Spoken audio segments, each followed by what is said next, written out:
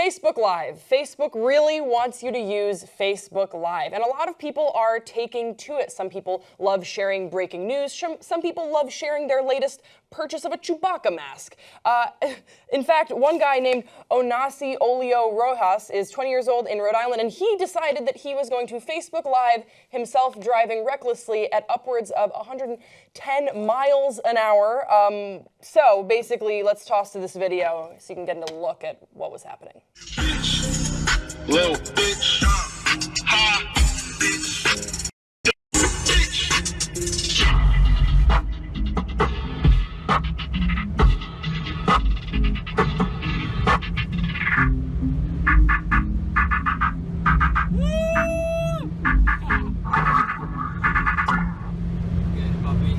Get it, puppy.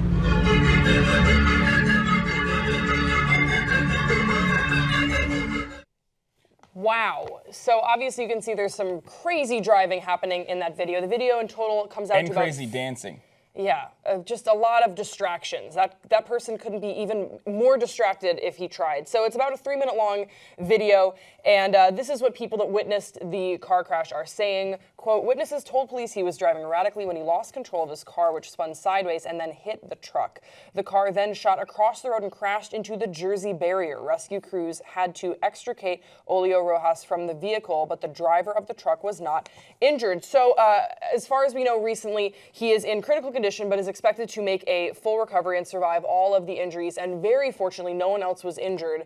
No one else was harmed, because if someone had died, he could be facing manslaughter charges, because how crazy was this stunt. So this is an example that I want to talk about with you, Hasan, of what are we supposed to use Facebook Live for? Because I know that Facebook is really pushing this new app, or it's not really an app, this new feature. They really want people to broadcast what they're doing. And I think that it has a really great use, especially with, DAPL. We were seeing a lot of Facebook Live breaking news. I think that is really awesome. That's really important. But I'm nervous because with features like this, it feels like people are using it as a quick way to get very famous, like Chewbacca Mom. Like, the people want their 15 minutes of fame. I don't think this person was like, oh, I'm about to be famous because I'm like driving super fast. His name is being printed. But it wouldn't have gone viral if he didn't crash, you know what I mean? But people still might have, he still might have gained some viewership because of how fast he was going, how recklessly he was driving. I mean, I don't know if, I think Facebook didn't intend for this to happen, obviously, when they created the live feature. I think it's more of a, we use it here every day. We're on Facebook Live right now. Oh my God. But I think it's more of a tool, just like you said, for reporting, for independent journalism, for citizen journalism, for people living in conflict zones, for example, where they don't have access to media sources or media resources, for them to just go out and be like, a suicide bomb happened right here, and I want you guys to see it. That's precisely the reason for why this came about. And I know that Facebook has an even larger goal in mind, where they're bringing internet to, third world countries, where people can actually directly connect to the Facebook internet and live stream whatever is going on. So there's definitely a nicer motive behind this feature, but yet because humans are awful, we use it to Facebook Live, things like this. I've seen so many Facebook Live car crash videos where people will be dancing and singing. I think you just shouldn't dance and sing in your car.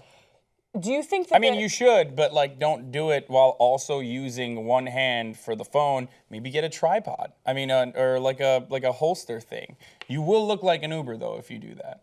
I know from personal experience. That's okay. Well, so my question for you was, do you think that maybe, I'm thinking like Snapchat, Periscope, Facebook Live, do you think these applications should maybe think about implementing a feature where if the phone can sense you're traveling past a certain speed point, it won't work? How will you know if it's just a person sitting in the back seat though? I know, that's a really good point. I don't know, but I feel like there should be some exploration into... Or if it's just a person who's Facebook Living their experience, but they have it on a holster, so they're not even touching the camera or anything like that. So I think all of this is going to end when self-driving cars are basically the norm. I was in one this past weekend, and it blew my goddamn mind. Like, people can just drive around in self-driving cars right now in Los Angeles. Like, Teslas all have a self-driving feature. Yeah. And you can absolutely use it. I did not know that. It blew my goddamn mind. How is that legal?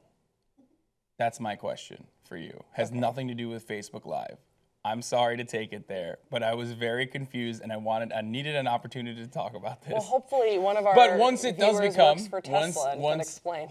Yeah, no, all I'm saying is once it does become commonplace, people will be live streaming and doing whatever the fuck they want in their cars eventually. I know it would be hard to implement, but I do wish that think there it's were more impossible to implement. strides in being able to moderate the speed. If people are driving, they shouldn't be Snapchatting, they shouldn't be Facebook Living. But as I'm saying it out loud, I have no idea how you could secure that as a feature. How you can implement that. Yeah. And like I said, it's just like it could be someone sitting in the shotgun seat or someone sitting in the back seat, Facebook Living. So It's you just can't so you can't stop dangerous. that. I completely understand. And you know what? It's what's not enough. We just need a little bit of accountability for our own actions. I mean, and this person unfortunately got a very sad lesson that I'm sure he probably won't forget.